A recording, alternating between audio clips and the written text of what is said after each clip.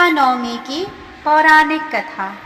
कार्तिक मास के शुक्ल पक्ष की नवमी के दिन आमला नवमी मनाई जाती है। इसे अक्षय नवमी भी कहा जाता है, क्योंकि इस दिन किया गया कोई भी शुभ कार्य अक्षय फल देने वाला होता है, अर्थात उसके शुभ फल में कभी कमी नहीं आती है।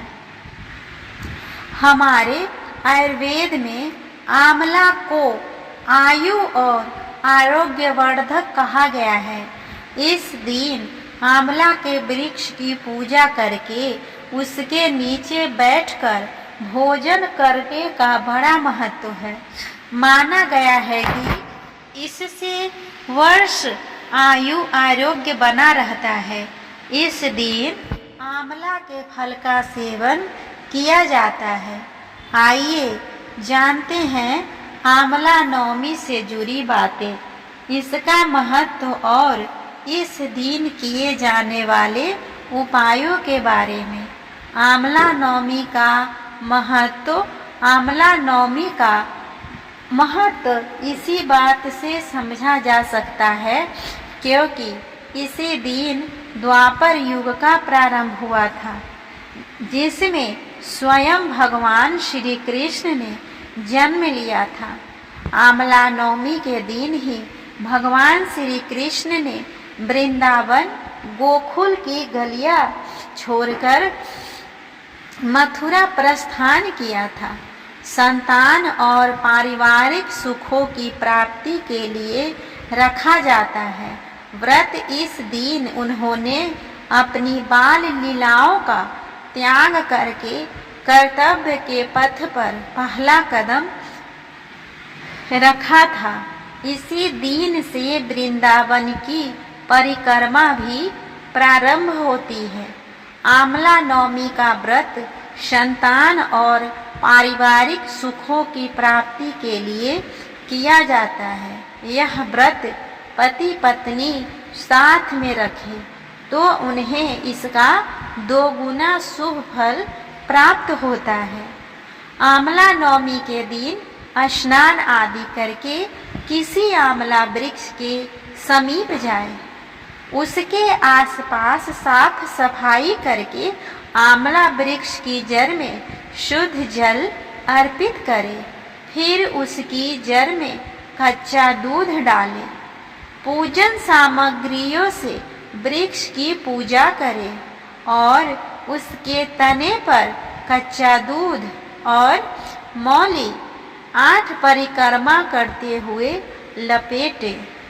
कुछ जगह 108 परिक्रमा भी की जाती है। इसके बाद परिवार के सुख समृद्धि की कामना करके वृक्ष के नीचे ही बैठकर परिवार मित्रों सहित भोजन किया जाता है।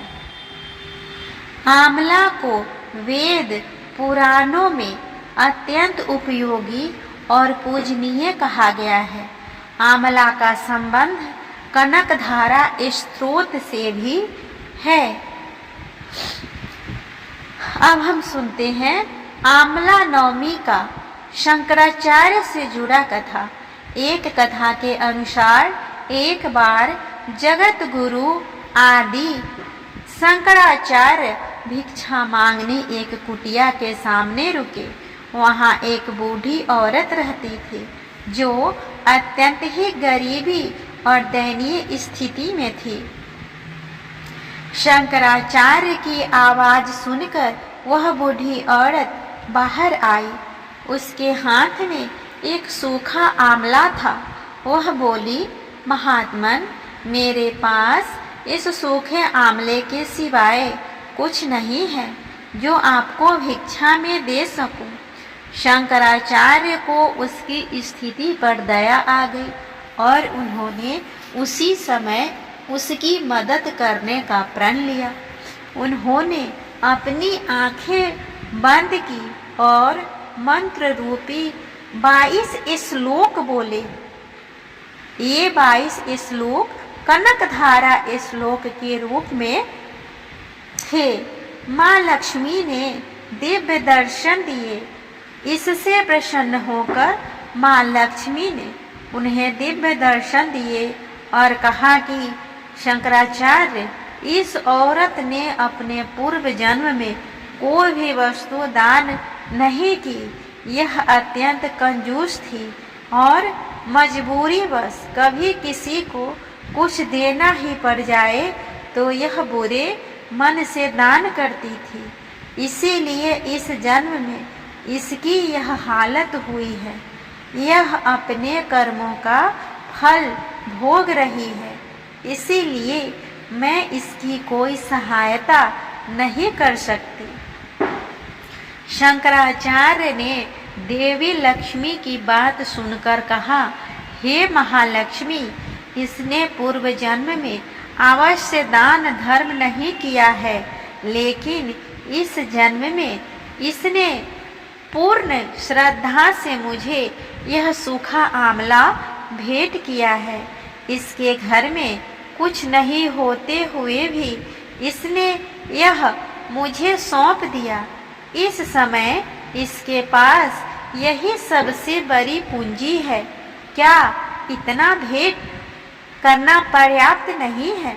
शंकराचार्य की इस बात से देवी लक्ष्मी प्रसन्न हुई और उसी समय उन्होंने गरीब महिला की कुटिया में स्वर्ण के आंवलों की वर्षा कर दी। इस तरह हमने सुना आंवला नवमी से जुड़ी कथा। ये व्रत कथा कैसा लगा प्लीज कमेंट करके बताएं, और अगर अच्छा लगे तो कमेंट बॉक्स में जय महालक्ष्मी लिखना ना भूलें।